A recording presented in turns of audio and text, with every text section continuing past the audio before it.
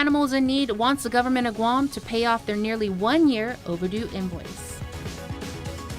Hafa and good evening. I'm Adriana Cotero. Senators have begun debate on the fiscal year 2021 budget. Gov Guam is facing what many believe will be a deep plunge in revenues due to the COVID pandemic. And as Nestor LaContra reports, the hearings did not get off to a very good start. Shortly after the session opened this morning, senators went into a lengthy recess. When they emerged, Finance Chairman Joe San Augustine announced the Budget Bureau would be a no-show. But we have been advised this morning that due to medical reasons, the contact tracing, BBMR has basically been shut down. So we will not get any attendees from BBMR. That's right. COVID exposure forced the Budget Bureau to close. That didn't sit too well with senators, though. I share the same sentiments of having it virtually. It can be done. If we can do that, we don't necessarily have to have a video, but as long as we have audio and to hear our, any questions we have as we move forward. Well, this is the executive budget that is being reviewed with our Office of Finance and Budget here. If the director's not available, then I kindly request that the governor come explain the budget for us, Mr. Chairman. Could we also invite economists to talk about projections? Because my concern is that, with the revenue projections that we have, it may not be accurate considering the drop in revenues that we're seeing and the closure of businesses. So the final list of invitees included Adelup Chief Financial Advisor Bertha Duenas, Department of Labor economist Gary Hiles, Revenue Tax Director Daphne Shimizu, Administration Director Ed Byrne, and by video chat, Budget Director Lester Carlson. Representatives from the legislature's Office of Finance and Budget will make the main presentation. For Guam's News Network, I'm Nestor LaConta. This afternoon, members of the governor's fiscal team presented a surprising new revenue collection report. Based on July figures, GovGuam went from a projected $45 million shortfall at year's end to a $29.5 million surplus. Budget Director Lester Carlson says they brought in more in income taxes than expected. Senator Regine Biscoli asked how there was no apparent negative fiscal impact from the pandemic, despite a sharp downturn in business activity. Carlson and Administration Director Ed Byrne cited the tens of millions in federal stimulus money that is recirculating in the economy. But Carlson adds that the surplus will likely be reduced because revenue from special funds such as immigration fees are way down because of the decline in tourism arrivals. So agencies such as Customs that are funded by those revenues will have to be subsidized by the general fund. The budget session continues tomorrow. And as the budget debate gets underway, Republicans are calling on the governor, her senior staff, and cabinet members to take at least a 10% pay cut. In a news release, the GOP said that, quote, Adelup needs to prioritize essential services, which means making sure that rank-and-file public sector employees who attend to these tasks are not impacted by payless paydays, unquote. They go on to ask that the administration please cease the hiring and assignment of non-essential employees. They point out that the governor's former communications director, Janela Carrera, has been hired as a public health special projects coordinator to work on COVID issues. Quote, unless she has experience in healthcare, this is an unjustified and rather insulting act, the release stated. In response, Adelup Chief Policy Advisor Carla Branch released a list of Adelup's budget for the past 8 years. It shows fiscal year 2020 with the lowest at $6.1 million, compared to each of the final two years of the Calvo administration, with $8.1 million. Governor Lou Leon Guerrero has written a letter to the Center for Disease Control and Prevention Director Dr. Robert Redfield, requesting a separate risk assessment for U.S. territories for COVID-19 risk in their jurisdictions. On Friday, the CDC issued a level 3 travel warning for Guam. The designation advises everyone to avoid all non-essential international travel to Guam. According to the CDC, the COVID-19 risk in Guam is high. The governor wrote that although she respects the CDC's fundamental role in protecting the nation and its people throughout this pandemic, every U.S. territory is included in the high-level risk list, despite the fact that most U.S. territories have done a better job of containing COVID-19 than most states.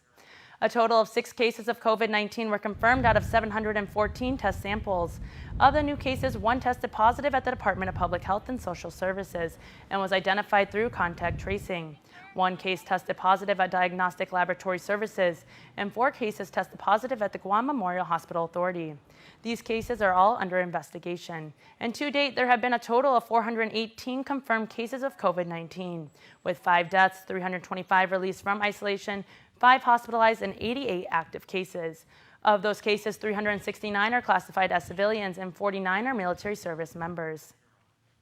As this case heads back into trial, Mark Torrey Jr. has been released from house arrest and placed on a strict curfew. It was back in 2015 Torrey was arrested for the deadly shooting of fellow police officer Albert Piolo. In the second try at his case, Torrey faces negligent homicide and aggravated assault charges.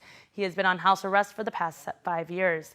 And last week, the court heard arguments from both parties. The government did not file an opposition to the motion. However, Assistant Attorney General Basil O'Malley verbally opposed on behalf of the Piolo family. According to the court order, Torrey's curfew is from 4:00 p.m. until 9:00 a.m. Jury selection begins this week in Judge Arthur Barcenas' courtroom. President Donald Trump signed a series of executive orders over the weekend, but Democrats, including Governor Lou Leon Guerrero, says he may face strong legal action against his economic stimulus measures. In a statement, Adelup said, quote, "Some believe that his steps represent an overreach of executive authority," unquote. As NBC's Michael George reports, the president's moves would bypass Congress after House and Senate negotiations collapsed last week. President Trump signed the executive actions at his New Jersey golf club after talks hit a wall on Capitol Hill. We've had it, and we're going to save American jobs and provide relief to the American workers. The president's move Saturday aims to defer evictions, freeze payroll taxes for workers making about $100,000 or less, and extend 0% interest on student loans. On the most contentious issue, the president gives unemployed workers an extra $400 in weekly benefits, with states footing a quarter of the bill. Democrats want to extend the $600 weekly supplement that recently expired. House Speaker Nancy Pelosi and Senate Minority Leader Chuck Schumer released a statement tearing into the measures, saying in part, instead of passing a bill, now President Trump is cutting families' unemployment benefits and pushing states further into budget crises, forcing them to make devastating cuts to life or death services. Whether President Trump has the legal standing to act on his own remains unclear. If we get sued, it's somebody that doesn't want people to get money. Okay, and that's not going to be a very popular thing. On Friday, the government reported the jobless rate eased to 10.2% as employers added close to 2 million jobs last month. But economists say there's still a long and uncertain road ahead. Michael George, CBS News. Reacting to the executive orders, Governor Lou Leon Guerrero says, in general, the president's payroll tax cuts seem targeted against Medicare and Social Security, placing more cash in the hands of working people, which she supports. The governor also says we need more clarity on the president's new initiative to pay the unemployed $400 a week on a cost-share basis, its applicability to the territories, and the potential cost to Guam. Under the plan, 25% or $100 in matching funds is required from the local government. Guam Labor Director David De La Sola is also doubtful the program will be able to roll out. Number one, it's a complicated program. It's a totally different program, all new. It has to be written up and put together with a budget and allocated to us, and it'll run separately. So it could take months to put together. And once put together, I don't think it's going to last more than a month before the money runs out. De La Sola says it's actually a disaster relief program to be shared with the rest of the states and territories. However they decide to work it, then we will know how much of that dollar amount is coming to Guam. And then we will be able to really figure out how much is our piece that we'd have to fund. But, you know, it's going to be kind of a free-for-all. The governor will, of course, have to apply for the FEMA disaster. In the meantime, De La Sola says he received notice over the weekend that the next allotment of $185 million for the Pandemic Unemployment Assistance Program should be available any day now. He says they've paid out more than $270 million in unemployment since the program began. For Guam's News Network, I'm Nestor Lecanto. After a rise in positive cases and few restrictions back in place, there has been no official word if public school campuses will continue with reopening next week. However, Guam Education Board Chairwoman Maria Gutierrez informs KUAM on the link this morning that the department has received the necessary PPE in order to open come August 17th. The governor and Superintendent John Fernandez are meeting today to determine how GDOE will move forward, and tomorrow that will be at the forefront for GEB's special meeting scheduled for 3 p.m.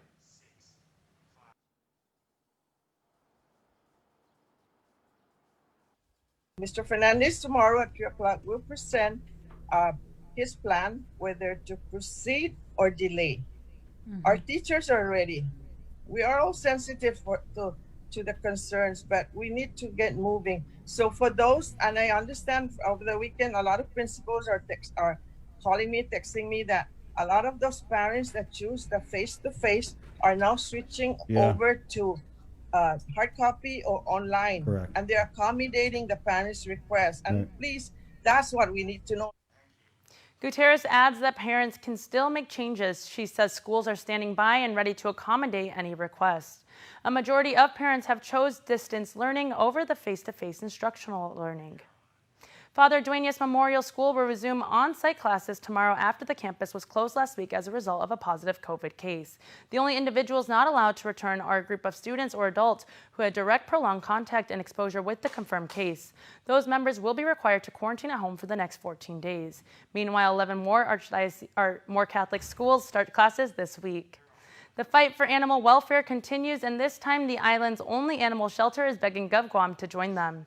Guam Animals in Need sent out a release today calling out the local government to pay up to a 10-month overdue invoice. According to GAIN President Cyrus Lur, the government owes them their 2019 fourth quarter payment of $37,500. Lur says Guam was unable to pay them due to a budgeting mistake and not setting aside enough funds. The nonprofit organization was advised to wait until this budget cycle to receive the payment. However, Lur says the amount is not included. We're very frustrated. We've been trying to bring attention to this, and it's unfortunate that it's come to this point. For an organization that's a nonprofit and as small as us, it's really a make or break amount. If we don't get paid this amount, we won't be able to continue operating fully. Cyrus says if the amount is not paid, they will have to cut off services from the government's animal control and the mayor's come October 1st. He adds that the 2021 budget proposal cuts GAIN's upcoming appropriation amount by 5%. A comparably sized animal shelter of the same size as us will often get appropriations in the neighborhood of about $1 million. GAIN gets $150,000 a year total from the government. So we get a lot less than a comparably sized shelter in the States, but the problem in Guam is far worse than anywhere else in the States. Stick around for more news here on Primetime. You're watching KUAM. Get up-to-the-minute news, plus access to alerts, streaming radio, promotions, and more on your mobile device by downloading the KUAM News mobile app, available at the App Store now. Social distancing may be the new norm, but connection will always be our tradition. Through good times and tough times, we remain connected with you. Masks may be the new fashion, but protection will always be our style. You can always count on us to protect the things that matter the most. Sanitizing may be the new routine, but caring will always be our practice. We care about your loved ones and the things you value the most. And as we welcome our new normal, one thing remains certain: we will always be here for you. We're open and ready to serve you. Calvo's Insurance, a legacy of trust.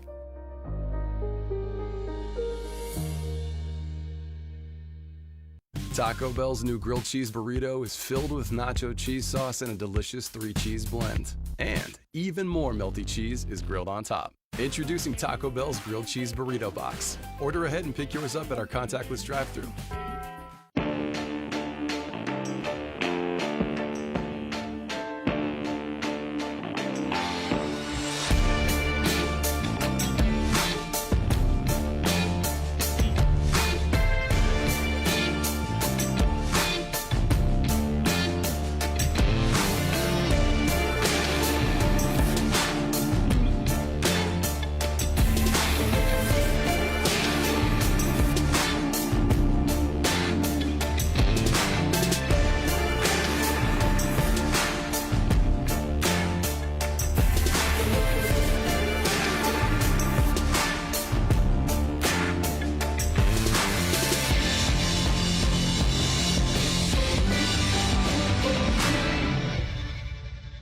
I was superintendent of education for many years, and he was president of the University of Guam for a decade. Together, we worked hard to extend opportunities from the youngest of our children to senior researchers at the University of Guam. We understood that public service and the economy begins with education and returns to it time and time again. But we're also partners in life, bringing together 8 children of diverse backgrounds, 14 grandchildren, and 1 great-grandchild. I was born in Iloilo in the Philippines, and he was born in Tamuni, bringing together another combination of experiences which enrich our lives and our island home. When we say Si Julius Maasi and Maraming Salamat po, it is because we have been saying it all of our lives, not just during a campaign. I'm Robert Underwood, and I approve this message. KUAM News, winner of the 2020 Regional Edward R. Murrow Award for Excellence in Social Media.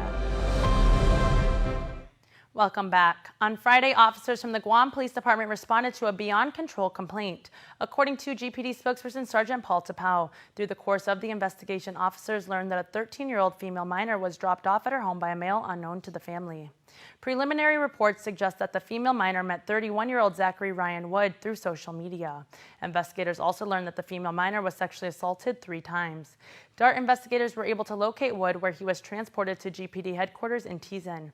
Wood was arrested for the following offenses: first and second-degree criminal sexual conduct, jurisdiction over an adult, custodial interference, and unlawful restraint. He was booked and confined. Vince Uggan asked the court if he can search for a job and work while on house arrest. Uggan faces family violence and strangulation charges for allegedly beating a woman and keeping her in a residence for 2 days. He was arrested back in February and has since pled not guilty and was placed on pretrial release conditions. The court allowed Uggan to look for work as long as his custodians are with him and as he searches for a job. A return was set for September 29th at 9 a.m. Vendors at the Chamorro Village have expressed needs for support and improvements in the area. Our Tomas Manglotnia reports on the efforts to make that happen amid COVID-19 as tourism waits to see the light of day. There's no eviction notices sent out. Department of Chamorro Affairs President Arlene Santos responding to public comments on support for vendors at the Chamorro Village in pandemic times. She says there was a letter sent in July informing them of rental waivers due to COVID-19. Those that chose not to open, I only asked that they pay the 5% common area fees. That extended again to July. And I asked them to let us know if they wanted to continue with us or not by August, because we need to renew the contracts. Some recent notices have been for payments past due pre-COVID-19. I didn't evict anybody. I just said, if you need to pay up your debt before I can, renew your contract. I'm just asking you to pay it up. Chamorro Village Manager Jennifer Paulino says the office also offers payment plans. Fast forward, they were given all these waivers and they understood, and with the GITA grants, the folks from GITA came out to interview them and give them a chance to catch up. Meanwhile, vendors KUAM spoke with this morning say issues with repairs and maintenance persist. Santos says they continue to assess facilities and prepare for tourism's reopening. We're trying to help each other to see what we can do, and probably expand on the Chamorro Village to bring in new vendors, to come in. The fastback huts that are there, we have some plans to use that. They hope to revisit the vision of Chamorro Village as the future of tourism hangs in the balance. Right now, it's like a wash. Whatever we get in, we pay out. For Guam's News Network, I'm Tomas Manglotnia. The CNMI recorded one more confirmed case of COVID-19 on Saipan over the weekend. The Commonwealth Healthcare Corporation stated in a press release that the individual is a returning CNMI resident who was screened upon arrival at the airport and is now at the isolation facility. The CNMI now has a total of 48 confirmed cases since March. The CNMI Governor's COVID-19 Task Force noted that half of all cases were from port of entry screenings, 19 originating from the continental U.S., 2 are from a U.S. territory, and 3 from a foreign country. Fellowship Guam members held a ride and drive into Harvest Christian Academy's Harvest House this weekend, donating several items ranging from car seats to hygiene supplies for foster children and their families, especially those under Child Protective Services. Lydia Jesus with CPS and her husband brought together a number of bike riders to make it happen. A lot of our families and foster families now during the pandemic also were being challenged both financially, emotionally, and physically, probably with the household. Jesus, who has been with CPS for 29 years, is due to retire this year and saw this as an opportunity to help. She expressed gratitude for members of the community who pitched to make the effort possible. And the Department of Agriculture's Division of Aquatic and Wildlife Resources Fisheries would like to remind people to be on the lookout for box jellyfish. Box jellyfish can be found on the beach or in the water, especially on reef flats, and they are anticipated from August 11th to the 14th. Both box jellyfish and Indo-Pacific man-o'-wars can sting even if washed on the beach and dead.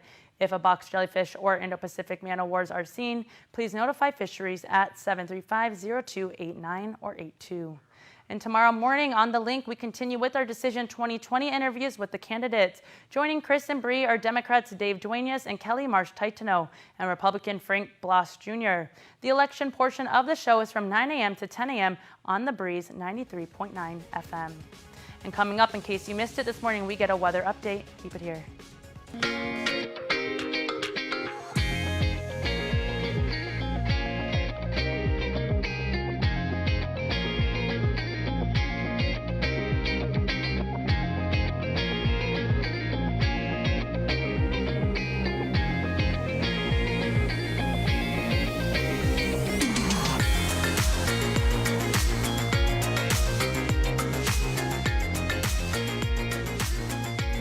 Your community calendar is brought to you by Taco Bell. Whether it's your first meal or your fourth meal, we've got you covered. Taco Bell, live Mas.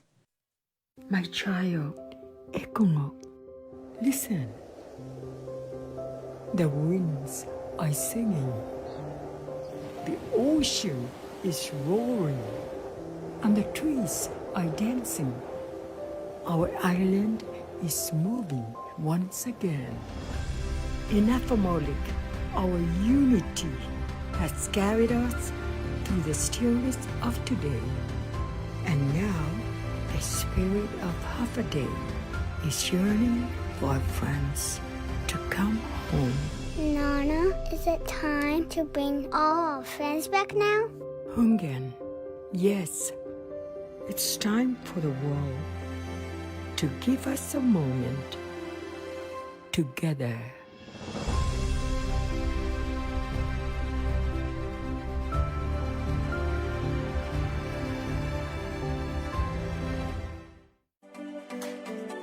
Small businesses are an important foundation in our island's growing economy. They provide essential goods and services to our community while preserving local traditions and creating new job opportunities. Your responses to the 2020 Census of Guam will help small businesses receive the information they need to thrive for years to come. Respond today. Together, we can make a difference. Welcome back. This morning on The Link, Landon Aidlet from the National Weather Services gave us a weather update for the week. There we go. This is what we're looking at right now. So we had a weak tropical disturbance approaching us last night, and that did fizzle out. So the forecast was calling for more showers today, but as we can see on the infrared imagery, it really fizzled out overnight. So we're going to probably see a forecast update later this morning for fewer showers today. Now, the exciting thing that some of our weather fans would wake up to, just to our north, we have this thing up here. That's our first tropical storm close to us. This is Tropical Storm 6W. That's our sixth tropical cyclone of the year. The good news for us, that is well north of our area, and it's moving towards Iwoto Island, pretty much due west. It's just outside of the WFO Guam area of responsibility, about 26 degrees north latitude, and this will be no problem for us. Now, looking back locally, we're going to see another disturbance right over here to our east-northeast. That's not a surface circulation. That's what we call a tropical upper tropospheric trough. and that's a low pressure system in the upper atmosphere. That's what we call the TUT cells, and that's what's been giving us our best weather for the last couple months. Once these things start rolling over our region, they have a tendency to generate isolated thunderstorms and scattered showers, locally heavy showers. So when we see these showery days with thunderstorms, it's usually when these are in our area. So we're going to see this thing rolling towards us mid to late week, and that'll give us another increase in showers around Wednesday afternoon. There's our water vapor. This is looking at the moisture content in the atmosphere, and you can see the broad upper level circulation. Again, that's in the upper atmosphere, not at the circulation or not at the surface. So again, when these things start rolling towards us, that's when the weathermen over here, we get excited, because that's when we have our best chances of showers and thunderstorms. And also at the end of the dry season, this is what we typically call a drought buster. So the showers aren't so much a widespread washout, but it's more spotty in nature, as we've seen over the last couple of months. Right, but now we're going to look at our. Go ahead. Go ahead, Lena. Sorry. Yeah, this is a tropical storm, and again, Guam is way down here. Guam is Sinamai, and that tropical storm is well to our north. Right now, the current forecast has it at 40 miles per hour, and it's only going to be going downhill from here for that tropical storm. The Joint Typhoon Warning Center, we're watching several things as the West Pacific becomes a little more active. Tropical Depression 7W, Tropical Storm Jangmi, that's up north of Taiwan, and Tropical Storm 6W, that's well north of us. So the tropics are starting to become a little more active, and we're going to be seeing this trend continue in the coming months. So, yeah, things are changing. What about for fishermen and people who like to surf? How are the tides? The waves. Well, the tides aren't too bad. The waves, we're looking at a moderate risk along east facing. We're still going to have tides, right? Bree wants to know how are we still getting the tides? We're still having tides. That is, I know it's 2020, but luckily some things are staying normal. Okay, good. Okay. For us. Write that down, Bree. As far as season surf, we're looking good. A moderate rip risk along East Coast, about 4 to 6 foot surf, less surf elsewhere. It's going to be about 1 foot surf on the West Coast. So if you're going to be out on the beach, the west side is the place to be. Right. You can watch the interview in its entirety on our YouTube page, and keep it here. Your birthday shoutouts from Cold Stone Creamery Birthday Club are next. When you want to make the most of your time, waiting in line should be last on your mind. Introducing Skip Lino, the most convenient way to visit Docomo Pacific. Simply download the Skip Lino app on your device, set your region to Guam or Northern Mariana Islands, find Docomo Pacific, and select the location you'd like to visit.